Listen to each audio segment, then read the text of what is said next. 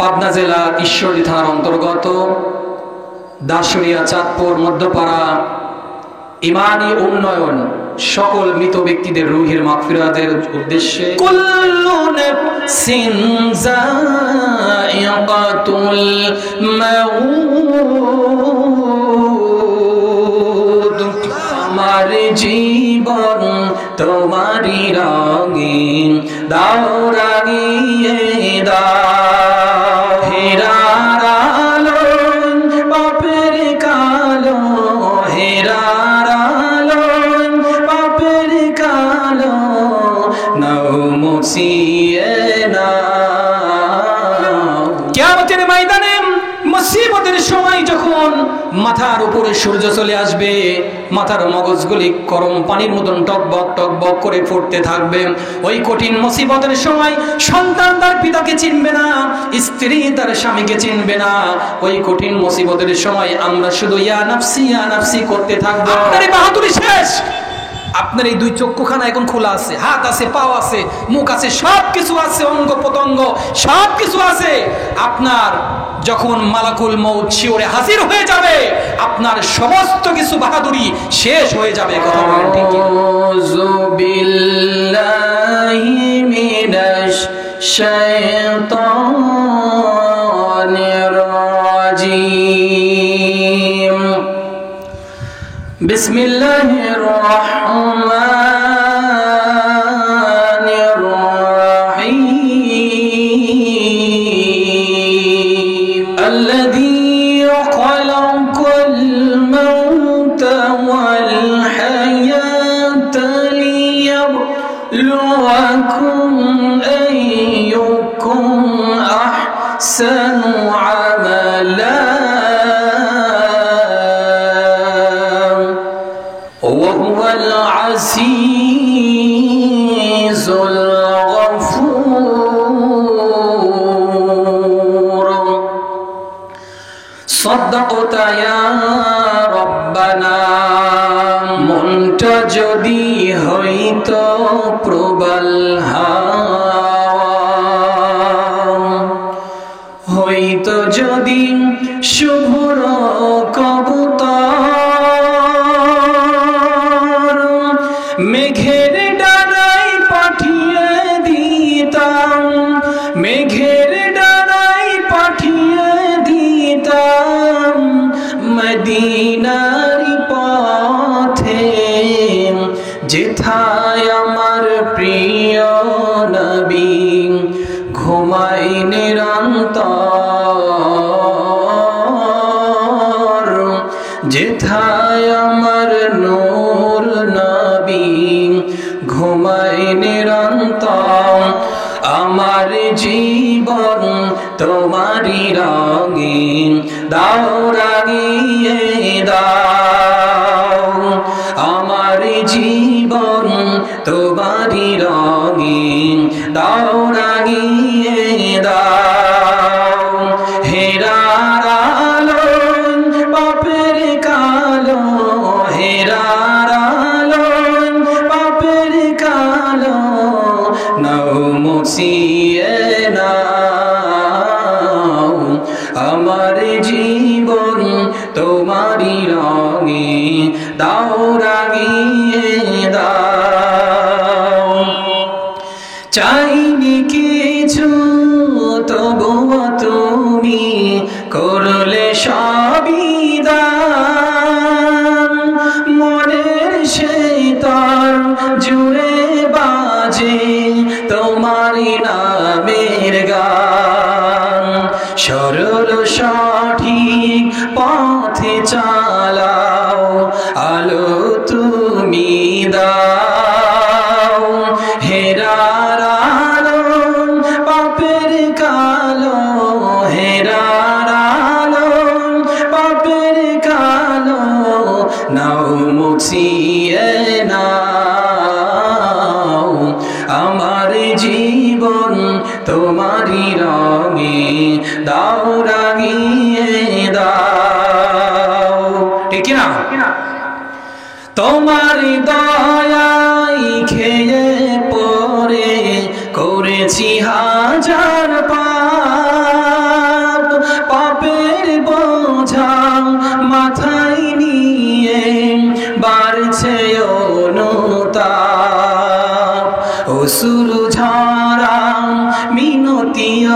গো অশ্রু ঝরা মিনতি গো ক্ষমা করে দাও হেরার আলো পাপের কালো হেরার আলো পাপের কালো নাও মুছিয়ে নাও নাও মুছিয়ে নাও। আলহামদুলিল্লাহ আলহামদুলিল্লাহ। ঐতিহাসিক পাবনা জেলার ঈশ্বরদী থানার অন্তর্গত দাসুরিয়া চাঁদপুর মধ্যপাড়া ইমানি উন্নয়ন সকল মৃত ব্যক্তিদের রুহের মাগফিরাতের উদ্দেশ্যে এক বিশাল ওয়াজ এবং দোয়ার মাহফিলের সামনে বসা মুসলমান ভাইরা, দূর দূরান্ত থেকে আসা মুসলমান ভাইরা, পর্দার আড়ালের সম্মানিত মা এবং বোনেরা, সকলকে আমার অন্তর স্থল থেকে সালাম জানাই। আসসালামু আলাইকুম ওয়া রাহমাতুল্লাহি ওয়া বারাকাতুহু। আপনারা সকলে কেমন আছেন?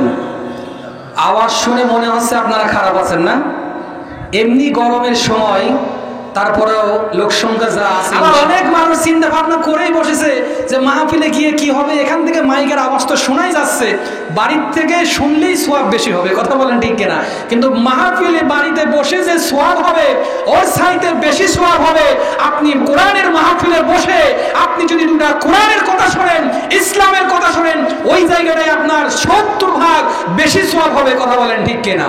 এই জন্য আমরা আশা করি যদি এলাকায় মানুষ মরে না থাকে, যদি জিন্দা থাকে, অবশ্যই ময়দানে আসবে, কথা বলেন ঠিক কিনা? কোরআনুল কারীম থেকে ছোট্ট একটি আয়াত তেলাওয়াত করেছি সূরাতুল মুলক থেকে। এই আয়াত থেকে আমরা কিছু কথা শুনবো, যেহেতু এখানে ইমানি উন্নয়ন মৃত ব্যক্তিদের রুহের মাগফিরাতের জন্য ওয়াজ মাহফিল। এখানে যদি আমি অন্য কোনো আদার্স কোনো কথা বলি তাহলে এটা ভালো দেখায় না। যেহেতু মৃত ব্যক্তিদের রুহের মাগফিরাতের জন্য আমরা সেই কবর জগৎ নিয়ে মৃত ব্যক্তিদের রুহের জন্য মৃত্যু সম্পর্কে কিছু কথা আমরা শুনবো ইনশাআল্লাহ। কথা বলেন ইনশাআল্লাহ। আমার সাথে আপনারা একটু কথা বলবেন ভাই। আমার ভাইরা, আমরা যখন আরবের ভিতরে রুহের জগতে, আমরা রুহের জগতে সমস্ত রূহগুলোকে একত্রিত করে আল্লাহ রাব্বুল আলামিন ডাক দিয়ে বললেন, ও রুহের জগতেরা, আলাস্তু বিরাব্বিকুম, আমি কি তোমাদের প্রভু নই? আমি কি তোমাদের রব নই? এইবার রুহের জগতে আমরা হরতাল করে, মিছিল করে, বিক্ষোভ করে, মিছিল করে আমরা জবাব দিলাম, ক্বালু বালা, নিশ্চয়ই আপনি আমাদের রব, আপনি আমাদের আইনদাতা, আপনি আমাদের পালনকর্তা, আপনি আমাদের সৃষ্টিকর্তা, নিশ্চয়ই আপনি আমাদের রব। এইবার রুহের জগতে আমরা কথা দিলাম, কথা দেওয়ার পর আমরা দুনিয়ার বুকে আসলাম, সামিআনা ওয়া আতানা। আয় আল্লাহ, তুমি যেই হুকুমগুলা দিয়েছো, যেই আইনগুলা জারি করে দিয়েছো, তোমার হুকুমগুলা দুনিয়ার বুকে যাওয়ার পরে আমরা মানব। এখন আল্লাহর কাছে আমরা কথা দিয়ে আসলাম, সামিআনা ওয়া আতানা। আয় আল্লাহ, তোমার হুকুমগুলা যে এইভাবে এরকম ভাবে আমরা ওয়াদা করলাম, এইবার দুনিয়ার বুকে আমাদেরকে পাঠানোর পরে এই হুকুমগুলা তো আমরা মানব। এইবার দুনিয়ার বুকে আসার পরে ওই কথাগুলার প্রকৃতিতে আমরা যখন দুনিয়ার বুকে আসলাম, আল্লাহর কাছে যখন কথা দিয়ে আসলাম, আয় আল্লাহ, দুনিয়ার বুকে যাওয়ার পরে সবকিছু মানবো, কিন্তু আল্লাহর কাছে কথা দিয়ে এসেছি এক, আর দুনিয়াতে আসার পরে কাজকর্মগুলা করলাম আর এক। আপনারা বলেন তো দেখি, আল্লাহর কথার সাথে কাজের মিল আছে কি ভাই? আছে? কথা বলেন আছে? নেই। এখন আপনাদের কাছে আমার একটা প্রশ্ন, আপনারা বলেন, কথা আর কাজের মধ্যে যার মিল নাই ওইটার নাম কি? সবাই পারেন না? একটু জোরে বলেন, আরো জোরে, আরো জোরে। কথা আর কাজের মধ্যে যার মিল নাই ওইটার নাম কি?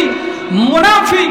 আমরা কি কিয়ামতের ময়দানে মুনাফিক হয়ে কি দাঁড়াইতে চাই নাকি? কথা বলেন চাই? যদি মুনাফিক হয়ে দাঁড়াইতে না চান, এখনো যারা বাড়িতে বসে আছেন, মিষ্টির দোকানে আড্ডা দিচ্ছেন, জিলাপির দোকানে আড্ডা দিচ্ছেন, এরা যদি মুনাফিক হয়ে দাঁড়াইতে না চায়, অবশ্যই জালসার প্যান্ডেলে আসা লাগবে, কথা বলেন ঠিক কিনা? আর যদি না আসেন, কিয়ামতের ময়দানে বাটান ছাড়া আর কিছু থাকবে না, কথা বলেন ঠিক কিনা? আমার ভাই, এইবার যখন আমরা দুনিয়ার বুকে আসলাম, সব কিছু আল্লাহ রাব্বুল আলামিনের হুকুমগুলা কিছু মানুষ মানতেছি আর কিছু মানুষ মানলাম না। আমার ভাইরা, এখন আমরা দুনিয়ার বুকে আল্লাহ রাব্বুল আলামিন আমাদেরকে পাঠিয়েছে আল্লাহর হুকুমগুলা আদায় করার জন্য। আমার ভাইরা, কিয়ামতের ময়দানে বিভক্তি করা হবে। একটা হলো কোরআনের পক্ষের শক্তি, আর একটা হলো কোরআনের বিপক্ষের শক্তি। কোরআনের বিপক্ষের শক্তি যারা হবে তাদের জন্য কি লাঞ্ছনা হবে, তাদের জন্য কি আযাবের ব্যবস্থা করা হয়েছে। আমার ভাইরা, আল্লাহ রাব্বুল আলামিন বলেন কিয়ামতের ময়দানে মুসিবতের সময় যখন মাথার উপরে সূর্য চলে আসবে, মাথার মগজগুলি গরম পানির মতন টকবক টকবক করে ফুটতে থাকবে। ওই কঠিন মুসিবতের সময় সন্তান তার পিতাকে চিনবে না, স্ত্রী তার স্বামীকে চিনবে না। ওই কঠিন মুসিবতের সময় আমরা শুধু ইয়া নাফসি করতে থাকবো। ওই কঠিন মুসিবতের সময় যখন আমাদের এসে যাবে, ওই কঠিন মুসিবতের সময় কেউ আপনাকে বাঁচানো থাকবে না, একমাত্র আপনাকে বাঁচাইতে পারবেন তিনি হলেন আমার আল্লাহ। এই জন্য আল্লাহ রাব্বুল আলামিন রূহের জগতে আমরা কথা নিয়ে আসার পরে, যদি দুনিয়ার বুকে আসার পরে যদি কাজকর্মগুলো আল্লাহ রাব্বুল আলামিনের আইন মোতাবেক যদি গেলে না করি, আপনারা বলেন তো দেখি আল্লাহর কথার সাথে আমাদের কাজের মিল আছে কি ভাই? নাই। আর যদি আপনি কোরআনের পক্ষে হয়ে থাকতে পারেন, কোরআনের পক্ষের শক্তি যদি হয়ে থাকতে পারেন, জান্নাতের মধ্যে আল্লাহ রাব্বুল আলামিন আপনাকে এত সুন্দর আকৃতি ভাবে, আপনাকে আল্লাহ রাব্বুল আলামিন এত সুন্দর সুন্দর জিনিস দান করবে। আমরা যখন দুনিয়ার বুকে বক্তা রেডি করা হয়, প্রধান বক্তা, দ্বিতীয় বক্তা, তৃতীয় বক্তা, চতুর্থ বক্তা, কথা বলেন ঠিক কিনা? জান্নাতের মধ্যে আল্লাহ রাব্বুল আলামিন এমন জান্নাতের মধ্যে বক্তা রেডি করবেন, জান্নাতি মানুষগুলো বলবেন মালিক আজকে জান্নাতের মধ্যে কি তুমি উপহার দিবা?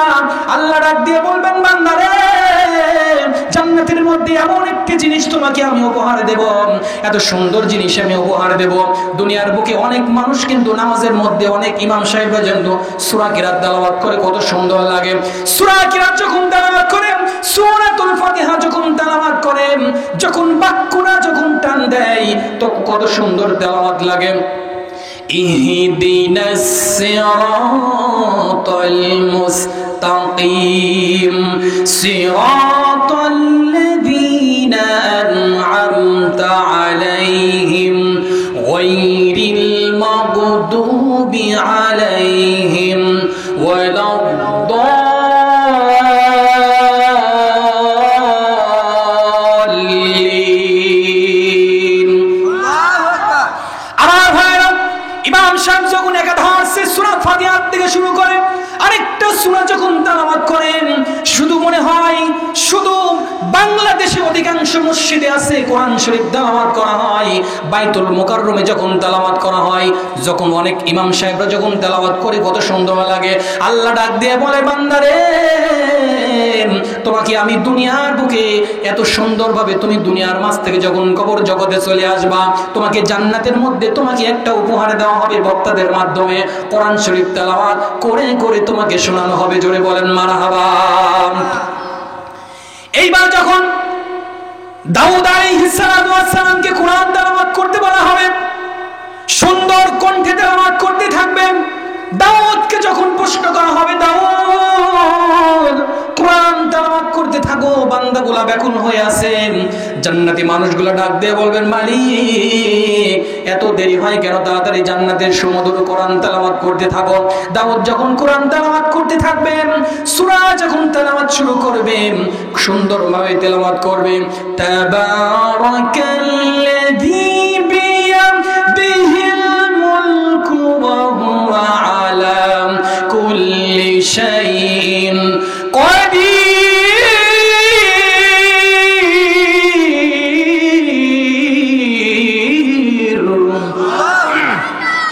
আমার ভাইরা, দাউদ কোরআন তেলাওয়াত করতে থাকবেন, ঘন্টার পর ঘন্টা চলে যাবে, কোরআন তেলাওয়াত থামবে না। হঠাৎ করে কোরআন তেলাওয়াত থেমে যাবে।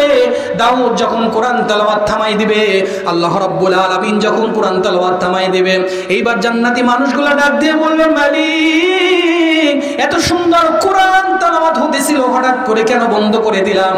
আল্লাহ ডাক দিয়ে বলবেন দাউদের কোরআন তেলাওয়াত তোমার এত ভালো লাগে, আর যেই 30টা পারা কোরআন শরীফ যেই বিশ্বনবীর উপরে নাজিল করা হয়েছে, সেই বিশ্বনবী যদি তোমাকে কোরআন তেলাওয়াত করে তোমার তোমাদেরকে শোনাই, তোমাদের কত ভালো লাগবে।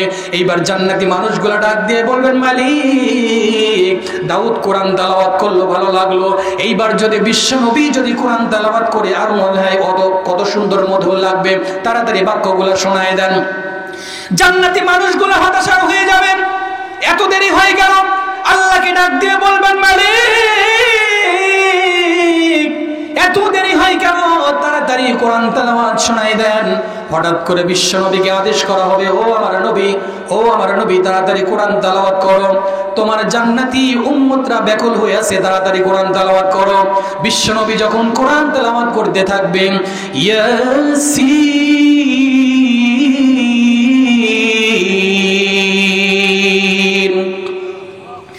ওয়াল কুরআনিল হাকীম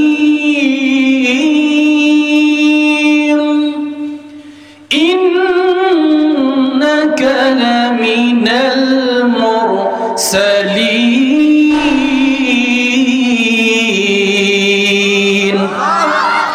বিশ্বনবী একাধার কোরআন তেলাওয়াত করতে থাকবেন। সূরা ইয়াসিন থেকে যখন তেলাওয়াত করতে থাকবেন, জান্নাতি মানুষগুলো ব্যাকুল হয়ে যাবে। আহারে, এত সুন্দর তেলাওয়াত যদি দুনিয়ার বুকে যদি শুনতে পেতাম আমরা। জান্নাতি মানুষগুলো যখন কোরআন তেলাওয়াতগুলো শুনতে থাকবে, তখন বলবে, এই মন তেলাওয়াত যদি জন্মের পর থেকে যদি আমার কানে যদি ধ্বনি আওয়াজ আসতো, আমার মনে হয় আমি আগের থেকেই যেন জান্নাতের মধ্যে প্রবেশ করতাম। জোরে বলেন মারহাবা। বিশ্বনবী যখন কোরআন তেলাওয়াত করতে করতে বিশ্বনবী হঠাৎ থেমে যাবে। আল্লাহকে প্রশ্ন করব, মালিক দাউদ কোরআন তেলাওয়াত করলো, তুমি থামাই দিলাম। বিশ্বনবী কোরআন তেলাওয়াত করলো, তুমি থামাই দিলাম। এখন কি আর কোনো বিশেষ বক্তা আছে কিনা? আল্লাহ পাক ডাক দিয়ে বললেন, বান্দারে, তোমরা দাউদের কোরআন তেলাওয়াত শুনলাম, বিশ্বনবীর কোরআন তেলাওয়াত শুনলাম। এখন যদি আমি আল্লাহ রাব্বুল আলামিন যদি তোমাদেরকে কোরআন তেলাওয়াত করে করে যদি তোমাদেরকে শোনাই, তাহলে তোমাদের কত ভালো লাগবে। আপনারা যারা এখানে বসে আছেন, আপনারা বলেন তো দেখি, জান্নাতের মধ্যে মহান আল্লাহ রাব্বুল আলামিনের কোরআন তেলাওয়াত শুনতে রাজি আছি কিনা? কারা কারা রাজি আছি? দুই হাত তুলে দেখায়। লিল্লাহি তাকবীর। হাত নামান। আর ভাইরা, আল্লাহ রাব্বুল আলামিন বলবেন, সবার কোরআন তেলাওয়াত তোমরা শুনলা, আমি আল্লাহ রাব্বুল আলামিন তোমাদেরকে যদি কোরআন তেলাওয়াত করে করে যদি শোনাই, তোমাদের কত ভালো লাগবে। আল্লাহ দেরি করবেন না, বান্দাগুলা ব্যাকুল হয়ে যাবে, কিভাবে তেলাওয়াত করে শোনাবে। তখন আল্লাহ রাব্বুল আলামিন বলবেন, সুমধুর কণ্ঠ দিয়ে কোরআন তেলাওয়াত করবে, আনার রাহমান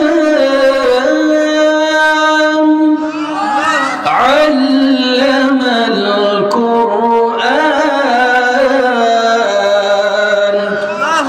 আল্লাহ রাব্বুল আলামিন তেলাওয়াত করে করে জান্নাতি মানুষগুলোদের শোনাবেন। এখন আপনারা বলেন তো দেখি, কোরআনের বিপক্ষের শক্তি হয়ে যদি আমরা কবরে যাই, তাহলে আমাদের বাটাম ছাড়া আর কিছু থাকবে না। কথা বলেন ডেকে না। আর যদি আপনি কোরআনের পক্ষে হয়ে থাকতে পারেন, কোরআনের পক্ষের শক্তি হয়ে যদি থাকতে পারেন, আপনি জান্নাতের মধ্যে দাউদের কোরআন তেলাওয়াত শুনতে পাবেন, বিশ্বনবীর কোরআন তেলাওয়াত শুনতে পাবেন, মহান আল্লাহ রাব্বুল আলামিনের কোরআন তেলাওয়াত আমরা জান্নাতের মধ্যে শুনতে থাকবো। কথা বলেন ডেকে না। এই জন্য আমার ভাইরা, আর যদি আপনারা যদি মুনাফিক হয়ে যদি দাঁড়াইতে না চান, এখনো যারা বাড়িতে বসে আছেন, দোকানপাটে আড্ডা দিচ্ছেন, জিলাপির দোকানে আড্ডা দিচ্ছেন, আমি মেহেরবানি করে বলবো সকল মুসলমান ভাইরা এই জান্নাতের প্যান্ডেলে আসার জন্য। কথা বলেন ডেকে না। কোরআনের বিপক্ষের শক্তি হবে তারা, আজকে মাহফিলে বসবে না যারা, কোরআনের বিপক্ষের শক্তি হবে তারা, জিলাপির দোকানে আড্ডা দিবে যারা, কোরআনের বিপক্ষের শক্তি হবে তারা, মিষ্টির দোকানে আড্ডা দিবে যারা, কোরআনের বিপক্ষের শক্তি হবে তারা, মাহফিলে না বসে বাড়িতে বসে থাকবে যারা। কথা বলেন ডেকে না।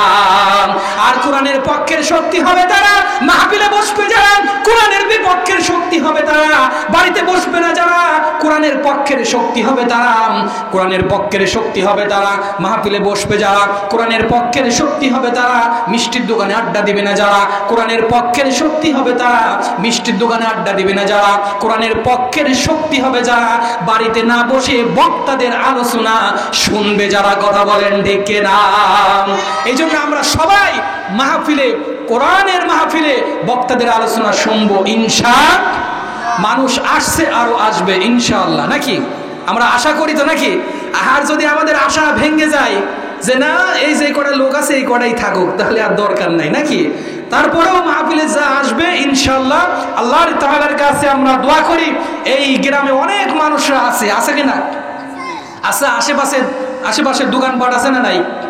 কথা বলেন না কেন? আছে না নাই? চার দোকান আছে না নাই?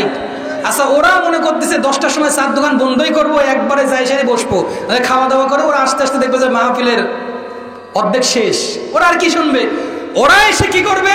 মাহফিলের কিছু কথাগুলো শুনবে, শুনে দোকানপাটে কবে যে হুজুর কি বলেছে উড়ো ধরো মার দিয়েছে, ও বুঝতে পারে না বাবু, মাহফিল শুনে আর কোনো লাভ নাই। আসলে মাহফিলের প্রথম থেকে শুরু করে যদি আপনি শেষ পর্যন্ত যদি না শুনেন, আপনি মাহফিলের কিছু বুঝতে পারবেন না। এই জন্য মাহফিল শুধু শুনলে হবে না, আমাদেরকে বুঝতে হবে। কথা বলেন ঠিক কিনা? আসুন, আর লম্বা কথা নয়, আমি যে আয়াতে কারিমা তেলাওয়াত করেছি মূল আলোচনার মধ্যে ঢুকবো ইনশাআল্লাহ।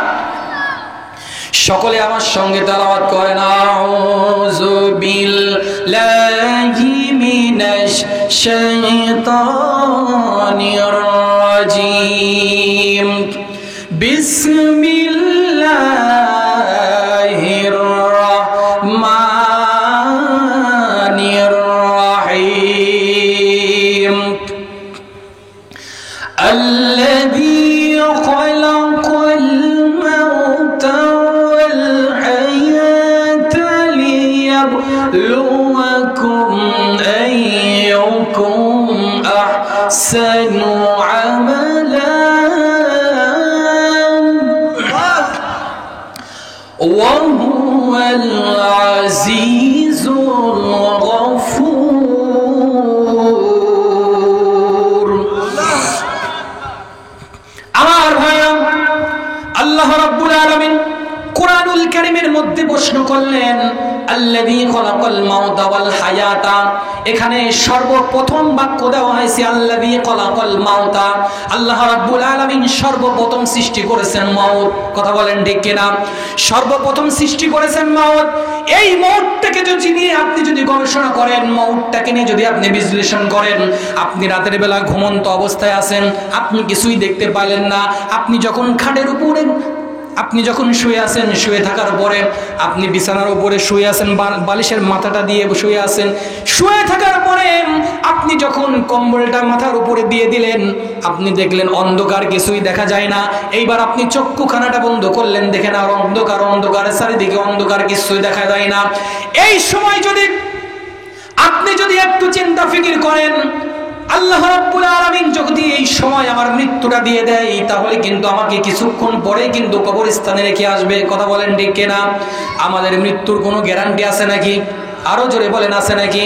আপনার বয়স 40 বছর, আপনার সন্তানের বয়স 12 বছর কিংবা 15 বছর, আপনি বেঁচেই আছেন, আপনার সন্তান মারা গিয়েছে, এমন হয় কি হয় না? আরো জোরে বলেন, হয় কি হয় না? মৃত্যুর কোনো গ্যারান্টি নাই। আল্লাহ রাব্বুল আলামিন 1000 বছর আগে জানিয়ে দিয়েছেন, কুল্লু নাফসিন যায়িকাতুল মাউত। আমার ভাইরা, আল্লাহ রাব্বুল আলামিন ডাক দিয়ে বলেন, বান্দারে ওই মাউতটাকে নিয়ে তুমি গবেষণা করো, মাউতটাকে নিয়ে তুমি বিশ্লেষণ করো, মাউত তোমার সামনে আসবে। আল্লাহ পাক এখানে আয়াতটা দিলেন কুল্লু নাফস। এই নাফস শব্দটা হলে তোমার নাফসটাকে তুমি গবেষণা করো, নাফসটাকে নিয়ে একটু বিশ্লেষণ করো, তুমি তোমার কলবটি একটু প্রশ্ন করো। এখন এই মুহূর্তে তুমি বেঁচে আছো, 1 ঘন্টা পরে তুমি বেঁচে নাও থাকতে পারো, মৃত্যুর কোনো গ্যারান্টি নেই। কারণ আমার কখন মৃত্যু হয়ে যাবে কেউ বলতে পারবে না। কথা বলেন ঠিক কিনা? এই যে সামান্যতম কিছুদিন আগে আমাদের মসজিদের একজন মুসল্লি মারা গেল, নাম হলো বিদ্যুৎ। নাম কি? আমার ভাইরা, এই মানুষটি বেঁচে ছিল, এর কি সাত জাগছিল না যে আমি আরো 20 বছর বাঁচবো? কথা বলেন ঠিক কিনা? কিন্তু তার কিন্তু মৃত্যুর টাইম হয়ে গেছে। আজরাইল ডাক দিয়ে বলেন, বান্দারে তুমি দুনিয়ার বুকে যেখানেই লুকাও না কেন, তোমার টাইম হয়ে যাবে 12টা 1 মিনিটে, তোমার টাইম হয়ে যাবে 10টা 1 মিনিটে। তুমি বাংলাদেশে নয়, তুমি বাংলাদেশ ছেড়ে যদি ইন্ডিয়াতেও যদি লুকানোর চেষ্টা করো, ওই জায়গাটাও কিন্তু মালাকুল মউত তোমাকে আক্রমণ করবে। কথা বলেন ঠিক কিনা? মৃত্যুর থেকে কেউ বাঁচতে পারবে না। পারবে কি?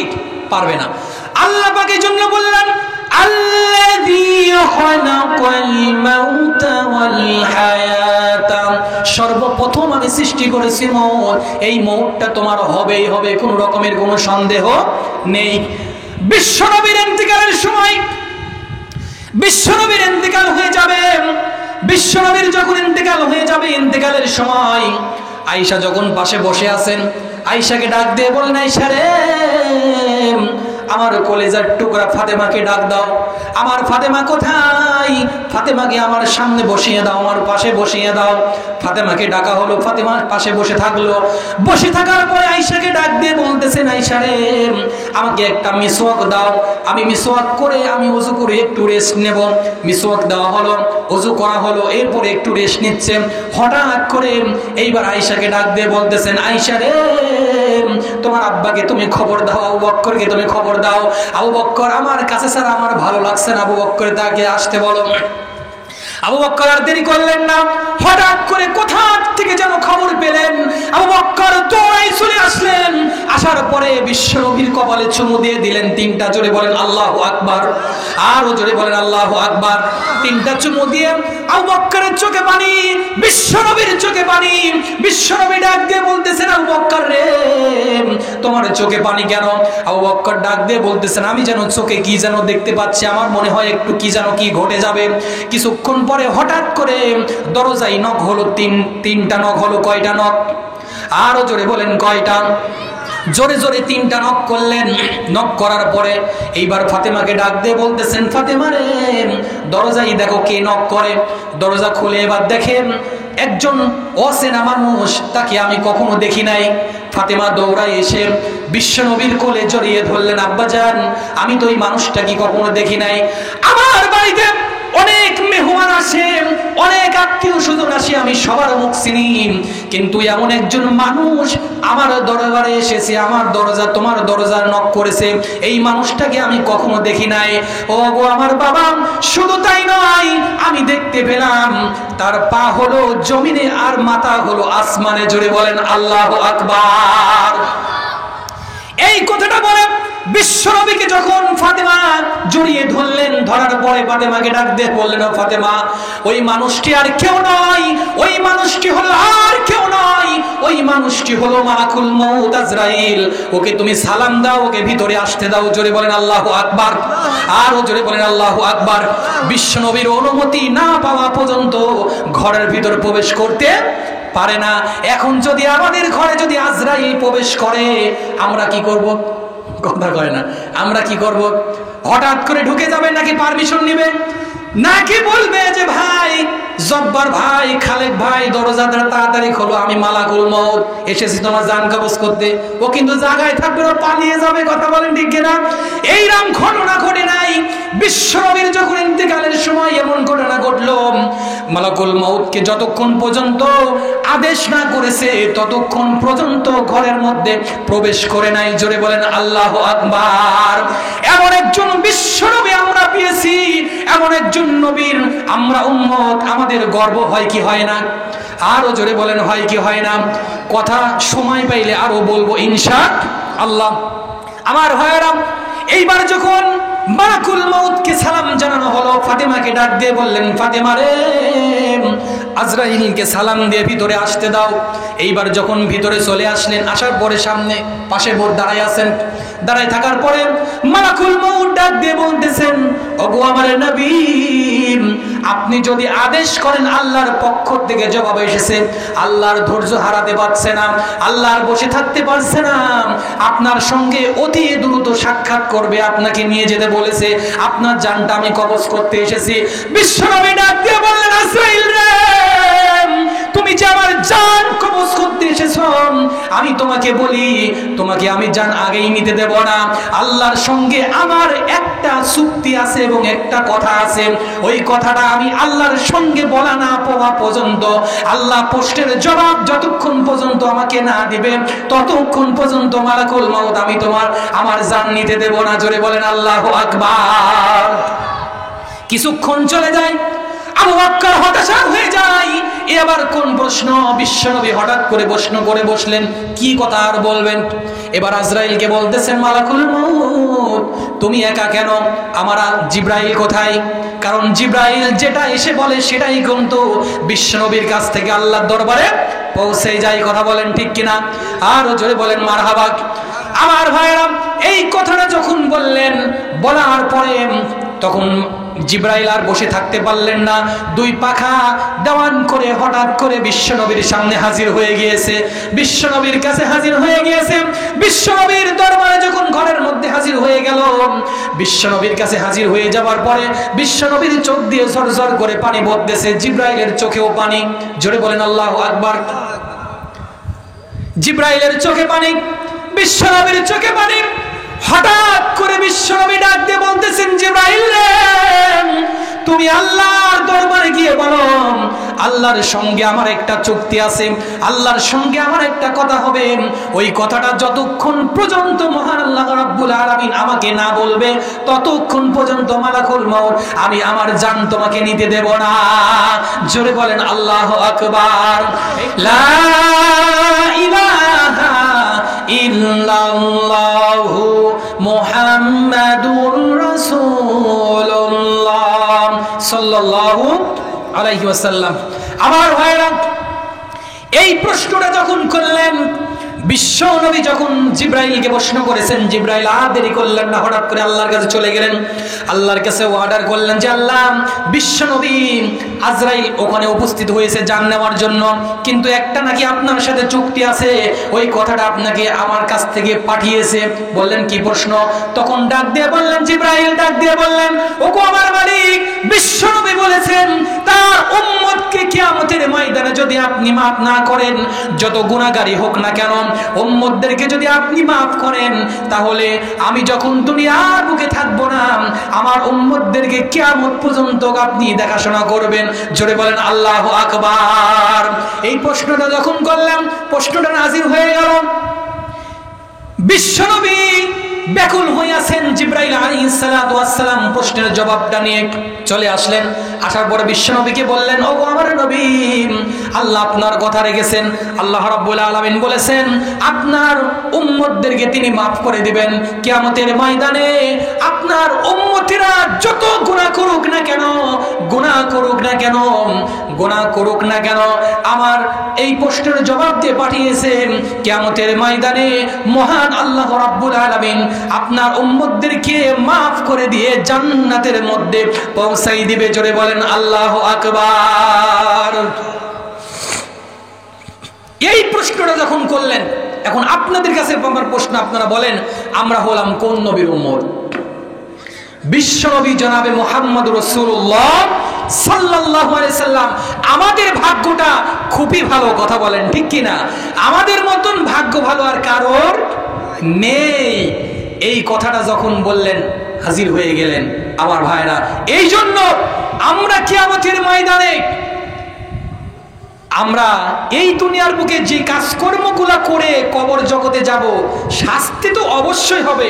এখন মনে করেন যে হুজুর ওই যে বলে ফেলেছে যে উম্মতদেরকে সব মাফ করে দেবে, এখন খালি গুনার কাজ করে যাব, আল্লাহ তো মাফ করেই দেবে। কথা বলেন ঠিক কিনা? এইরাম করলে চলবে না। আপনি এখন মারা যাবেন, আপনি যদি গুনাহগার হয়ে যদি গেলে আপনি মারা যান, কবর জগতে আপনার হিসাব হবে কি হবে না? কথা বলেন হবে কি হবে না? কিয়ামত সংগঠিত হবে কি হবে না? সেখানে আপনার বিচারের কার্যকাল শুরু হবে কি হবে না? হবে।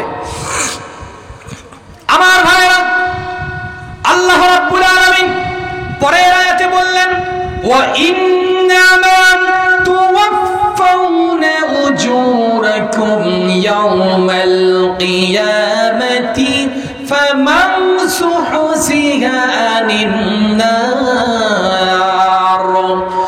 ওয়া উদখিলাল জান্নাতা ফাকাদ ফাযা ওয়া মাল হায়াতুদ দুনিয়া ইল্লা মাতাউল গুরুর।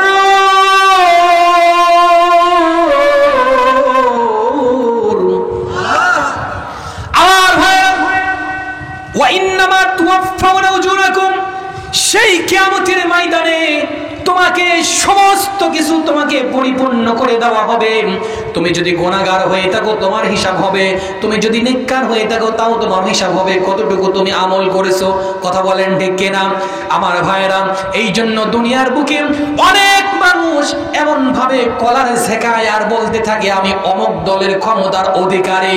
তুই দুনিয়ার বুকে কলার ঝেঁকাস আর বলতে থাকিস আমি ক্ষমতার অধিকারী, তুই কবর জগতে গিয়ে আল্লাহর কাছে কলার ঝেঁকায় বলিস আমি অমুক দল করতাম, আমার অমুক দলের জন্য তুমি মাফ করে দাও, তোমার কপালে বাটাম ছাড়া আর কিছু থাকবে না। কথা বলেন ঠিক কিনা? তুমি ওখানে দিয়ে মাতুব্বারি দেখাও, দুনিয়ার বুকে তুমি মাতুব্বারি দেখায় মাপ পেয়ে যাচ্ছ, আল্লাহর কাঠগড়ায় দাঁড়িয়ে তুমি মাতুব্বারি দেখাও, সেখানে মাতুব্বারি করে তোমার কোনো লাভ হবে না। কথা বলেন ঠিক কিনা? আসল জায়গায় গিয়ে মাতুব্বারি করো, দুনিয়াতে তো করতেই পারো, ওইটা করে লাভ হবে না। হবে কি? হবে না। অনেক মানুষ আছে দেখা যায় উপরে মুফাসসিরে কেরাম, ভিতরে ফিরে ফিরিজাদা কামেল বড় বড় জুব্বা পরে থাকে, আসলে ভিতরে পুরাই ইসলামের বিরুদ্ধে। আছে না নেই? আরো আসতে বলেন আছে না নাই? চেহারাটা দেখতে ভালো, পোশাকটাও চমৎকার, অন্তরে তার কালি ভরা, কাজটা বড় কদাকার। ঠিক না?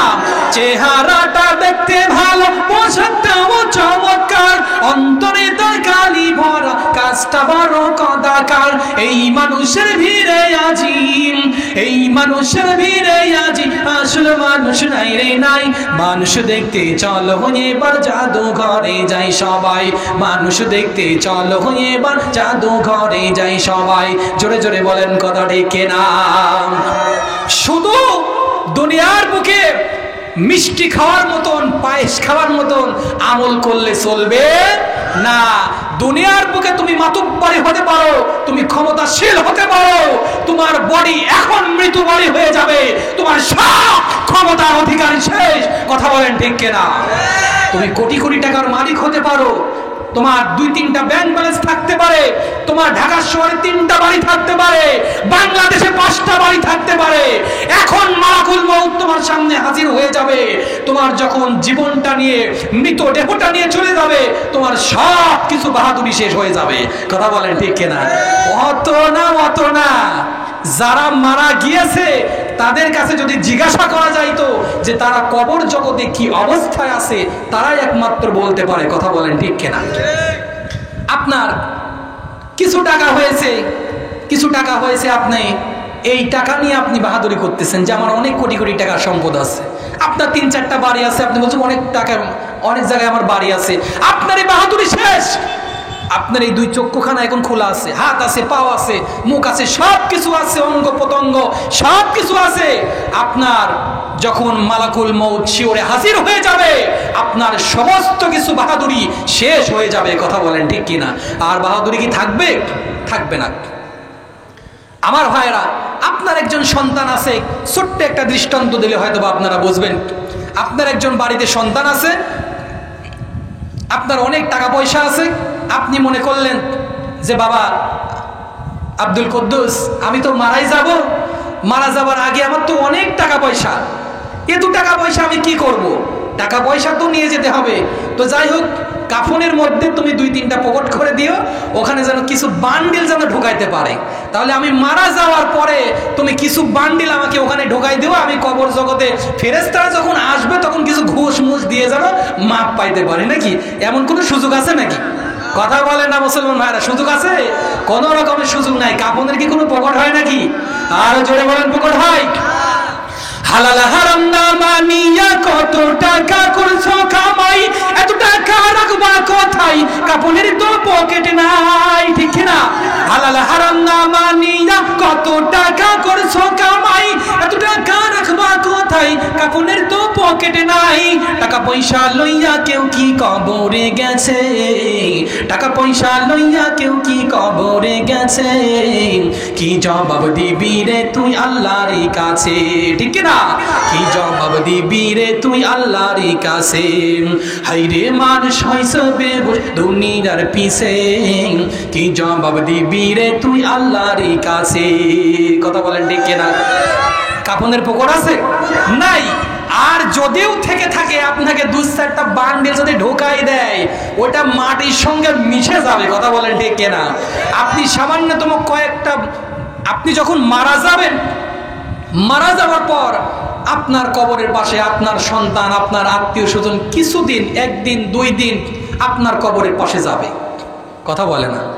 1 দিন 2 দিন আবেগ থাকবে, একটু ভালোবাসা থাকবা, আমার বাবা মারা গেছে, একটু যায়, একটু কবর জিয়ারত করে আসে। মানে ও 2-3 দিন কবর জিয়ারত করে বাবাকে একবারে জান্নাতে পৌঁছাই দেয়। ওর মানে আর সারা বছর নামাজ কালাম লাগে না। কথা বলেন ঠিক কিনা? কোনোদিন না। যখন মারা যায় দেখবেন, একজন মারা যায়, শুধু আপনাদের এই মসজিদ বলে না, আমি কয়েকটা মসজিদে আমি গিয়েছি, আমি দেখেছি অনেক মসজিদ আছে, দেখা যাচ্ছে যে একজন মানুষ মারা গিয়েছে, মসজিদের মুসল্লি হয় 1 কাতার, যখন মারা যায় তখন দেখবেন মসজিদে জায়গা দেওয়া যায় না। কথা বলেন ঠিক কিনা? আবার দেখবেন 1 দিন 2 দিন 3 কাতার 4 কাতার 5 কাতার পর্যন্ত মুসল্লি হয়। হয় কি হয় না? 2 দিন 3 দিন শেষ। ও ভাই ওই 2-3 দিনের জন্য নামাজ পড়তে আসছে ভাই, ওর কি আর নামাজ লাগবে না? আমার ভাইরা, আপনার বাবা মারা গিয়েছে, আপনি সন্তান বেঁচে আছেন, আপনি কবরের পাশে দাঁড়িয়ে আপনার পিতার জন্য আপনি 2 হাত তুলে দোয়া করবেন, রব্বির হামহুমা কামা রব্বায়ানি সগীরা। আপনি কোনো দোয়া করেন না, আপনি শুধু 2 হাত তুলে আপনি বলতে থাকবেন, রব্বির হামহুমা কামা রব্বায়ানি সগীরা। হে আল্লাহ, আমার বাবাকে তুমি মাফ করে দাও, আমার মাকে তুমি মাফ করে দাও, আমার আত্মীয় স্বজনকে তুমি মাফ করে দাও, আমার বিবি বাচ্চাদেরকে তুমি মাফ করে দাও। এমন ভাবে আপনি কবরের পাশে আপনি দাঁড়িয়ে দোয়া করতে থাকুন। আর দিনের মধ্যে 5 ওয়াক্ত নামাজ আপনি জামাতে আদায় করুন।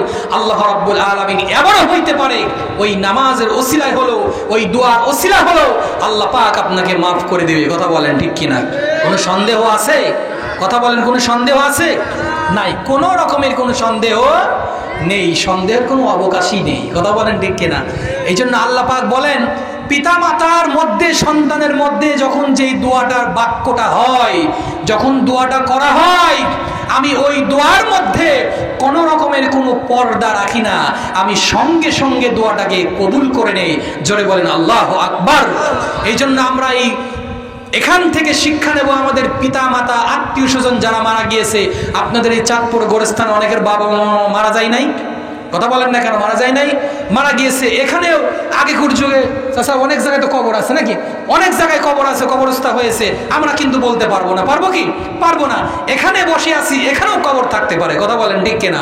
এই জন্য সকল মাইয়িতের জন্য আমার প্রধান মেহমান আসছে, আমার উস্তাদ সমতুল্য উস্তাদ মাওলানা রবিউল ইসলাম বিন ইয়াকুব সাহেব অনেক সুন্দর আলোচনা করেন। তিনি শেষ মুহূর্তে দোয়া করবেন, সকল মাইয়িতের জন্য দোয়া করবেন। আমরা দোয়া পর্যন্ত থাকতে পারবো না ইনশাআল্লাহ, সবাইকে থাকতে পারবো না। কারা কারা চলে যাবে একটু হাত তোলেন তো। আপনি যাবেন? যাই হোক, আমরা সবাই শেষ পর্যন্ত থাকবো তো ইনশাআল্লাহ। কথা বলেন ইনশাআল্লাহ। আমার ভাইরা, আমি আপনাদের এই এলাকায় অনেক দিন ধরে আছি ভাই, প্রায় 2 বছর পার হয়ে গেল। আপনাদের ভালোবাসা আমার অন্তরে আছে ভাই, আছে না নাই ভাই? গর্ব করে বলতে হয় না, আপনাদের এই এলাকায় আসার পরে আপনারা অনেক ভালোবাসেন ভাই। শুধু তাই নাই, এখানে আসার পরে অনেক জায়গায় থেকে ইনশাল্লাহ আমাকে ডাকছে চাকরির জন্য। কেন যায় না জানেন? আপনাদের ভালোবাসায়। সুবহানাল্লাহ বলবেন না? কারণ এক জায়গায় আসার পরে যেই ভালোবাসাটা তৈরি হয়ে যায়, ওই ভালোবাসাটা আরেক জায়গায় গিয়ে পাওয়া যায় না। কথা বলেন ঠিক কিনা? এই জন্য আপনারা যারা দাদার মতন আছেন, দাদার সমতুল্য, বাবা আছেন, বাবার সমতুল্য, যারা ভাই আছেন, ভাইয়ের সমতুল্য, এই এলাকায় অনেক যুবক ভাইরা আছে, আমাকে অত্যন্ত ভালোবাসেন। যদি ভালো না বাসতো আজকে এই মঞ্চে আসতে পারতাম না। কথা বলেন ঠিক কিনা? এখানে অনেক যুবক ভাইরা আছে এই এলাকায়, তারা অত্যন্ত আমাকে ভালোবাসেন ভাই। এই জন্য সকল যুবক ভাইদের জন্য আমরা দোয়া করি ইনশাআল্লাহ। আর কিছুক্ষণ সময় চলবে তো ইনশাআল্লাহ। আমার ভাইরা, বিশ্বনবীর ইন্তিকাল হয়ে গেল। শুধু তাই নয়, মালাকুল মউত এই পৃথিবীর সমস্ত মানুষের রূহগুলা নিয়ে নিল, জিন ইনসানের রূহগুলা নিয়ে নিল, এবং সমস্ত পাখিগুলার এবং সমস্ত পশুগুলার রূহগুলা নিয়ে নিল। এবার যখন নিয়ে নিলাম, আল্লাহর দরবারে যখন আজরাইল আলাইহিস সালাতু ওয়াস সালাম যখন হাজির হয়ে গেলেন, মালাকুল মউত যখন হাজির হয়ে গেলেন, আল্লাহকে ডাক দিয়ে বলতেছেন, মালিক, এখন আমার কি দায়িত্ব? এবার আল্লাহ ডাক দিয়ে বলেন, আজরাইল রে, এই দুনিয়ার বুকে আর কি কেউ বেঁচে আছে কিনা? এইবার আজরাইল ডাক দিয়ে বললেন, পৃথিবীর সবাই শেষ হয়ে গিয়েছে, সবাই মারা গিয়েছে, কেউ বেঁচে নেই। এই পৃথিবীর বুকে আসমানের বড় বড় 8 জন ফেরেশতা বেঁচে আছে। এইবার ডাক দিয়ে বললেন, 8 জন ফেরেশতার জানটা কবজ করে নিয়ে আসো। সকলের জান যখন কবজ করে নিয়ে আসা হলো, এইবার আজরাইল আল্লাহ রাব্বুল আলামিনের দরবারে যখন আবার হাজির হয়ে গেলেন, আল্লাহকে ডাক দিয়ে বলবেন, মালিক এবার কি দায়িত্ব? আল্লাহ ডাক দিয়ে বললেন, আজরাইল, এবার পৃথিবীর বুকে আর কি কেউ বেঁচে আছে কিনা? এবার মালাকুল মউত বললেন, আমাদের বড় বড় 4 জন ফেরেশতা বেঁচে আছে। এবার বললেন, 4 জন ফেরেশতার জীবন তোমরা জানটা কবজ করে নিয়ে আসো। জিবরাইলের কাছে যাওয়া হলো। জিবরাইলের কাছে গিয়ে বললেন, ভাই জিবরাইল, আল্লাহর পক্ষ থেকে অর্ডার আসছে, তোমার জানটা নিয়ে নিতে হবে, তোমার জীবনটা নিয়ে নিতে হবে, আত্মাটা নিয়ে নিতে হবে, তুমি রূহটা দিয়ে দাও। জিবরাইল দিয়ে দিল। আবার চলে গেলেন আল্লাহর দরবারে। এবার আল্লাহকে প্রশ্ন করলেন। এবার আল্লাহ ডাক দিয়ে বললেন, আর কি কেউ বেঁচে আছে কিনা? তখন বললেন, আর 3 জন ফেরেশতা বেঁচে আছে। এইবার মিকাইলের কাছে যাওয়া হলো। মিকাইলকে বললেন, ভাই মিকাইল, তোমার রূহটা নিয়ে নিতে হবে, তোমার আল্লাহর পক্ষ থেকে অর্ডার আসছে, তোমার রূহটা দিয়ে দিতে হবে। মিকাইলও দিয়ে দিলেন। এইবার বললেন, আর কি কেউ বেঁচে আছে কিনা? তখন বললেন, আর 2 জন ফেরেশতা বেঁচে আছে। আল্লাহকে ডাক দিয়ে বললেন, মালিক, 2 জন ফেরেশতা আমি আর ইসরাফিল বেঁচে আছি, আর কেউ বেঁচে নাই। এবার বললেন, ইসরাফিলের রূহটা নিয়ে আসো। ইসরাফিলের কাছে যাওয়া হলো। ইসরাফিলকে একটা দায়িত্ব দিয়ে বসে রেখেছেন, কিয়ামতের ময়দানে শুধুমাত্র সিংহায় ফুঁক দিবেন, এই দুনিয়ার বুকে যা কিছু আছে সব কিছু ধ্বংস হয়ে যাবে। এইবার যখন ইসরাফিলের কাছে যাওয়া হলো, ইসরাফিলকে ডাক দিয়ে বললেন, ভাই ইসরাফিল, তোমার সিংহাখানা আমার কাছে তুমি দিয়ে দাও, আল্লাহর কাছে হেফাজতে দিয়ে দাও, আমার কাছে তুমি দিয়ে দাও, আমি সিংহাটা আল্লাহর কাছে দিয়ে দেবো, আর তোমার রূহটা তুমি দিয়ে দাও। ইসরাফিল যখন রূহটা দিয়ে দিল, আর দুনিয়ার বুকে কেউ বেঁচে নেই। আজরাইল থরথর করে কাঁপতে কাঁপতে মহান আল্লাহ রাব্বুল আলামিনের কাছে থরথর করে কাঁপতে কাঁপতে হাজির হয়ে গেলেন। এইবার যখন আল্লাহর কাছে হাজির হয়ে গেলেন, আল্লাহকে ডাক দিয়ে বললেন, মালিক, এই পৃথিবীর বুকে আর কেউ বেঁচে নেই, আমি মালাকুল মউত আর আপনি আল্লাহ ছাড়া আর কেউ বেঁচে নেই। জোরে বলেন আল্লাহু আকবার। আল্লাহ রাব্বুল আলামিন ডাক দিয়ে বলেছেন ১৫০০ বছর আগে, আল্লাহু লা ইলাহা ইল্লা হুয়াল হাইয়ুল কাইয়ুম। জোরে বলেন আল্লাহু আকবার।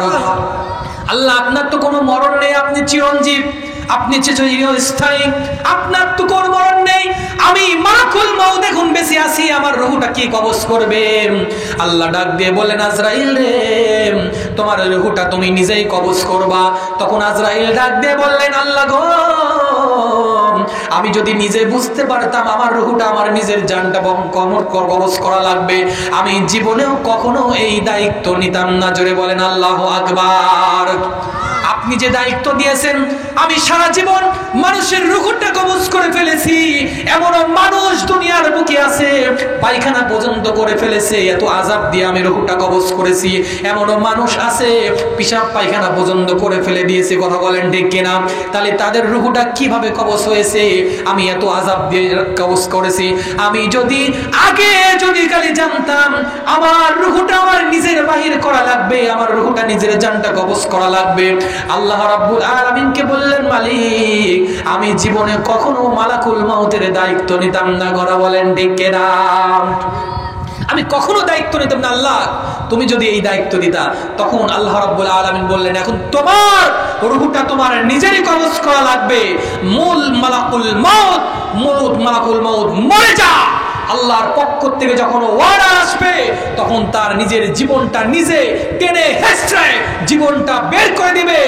আর জান্নাত এবং জাহান্নামের মাঝখানে দাঁড়িয়ে আল্লাহকে একবার চিৎকার মেরে ডাক দিয়ে বলবেন, মালিক, আমি যদি আগে জানতাম আমার নিজের জীবনটা আমাকে বাহির করা লাগবে, আল্লাহ, আমার নিজের জীবনটা কলিজা টিনে ছিঁড়ে বের করা লাগবে, আল্লাহ, আমি জীবনে কখনো মালাকুল মউত আজরাইলের দায়িত্ব নিতাম না।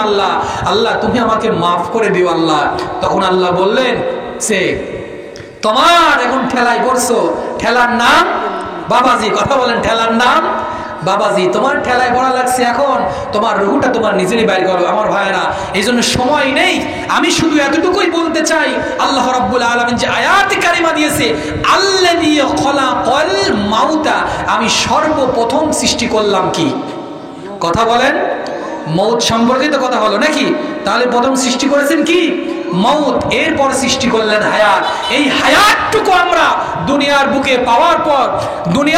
পাওয়ার পর আমরা অনেক বাহাদুরি করতেছি। লিল্লাহে তাকবীর, লিল্লাহে তাকবীর, লিল্লাহে তাকবীর। আমার ভাইরা, যে বিষয়ের উপর আলোচনা করলাম, আল্লাহ রাব্বুল আলামিন আমাকে আপনাকে উভয় যেন আমল করার তৌফিক দান করেন। সকল করে আল্লাহুম্মা আমিন। আল্লাহুম্মা সাল্লি আলা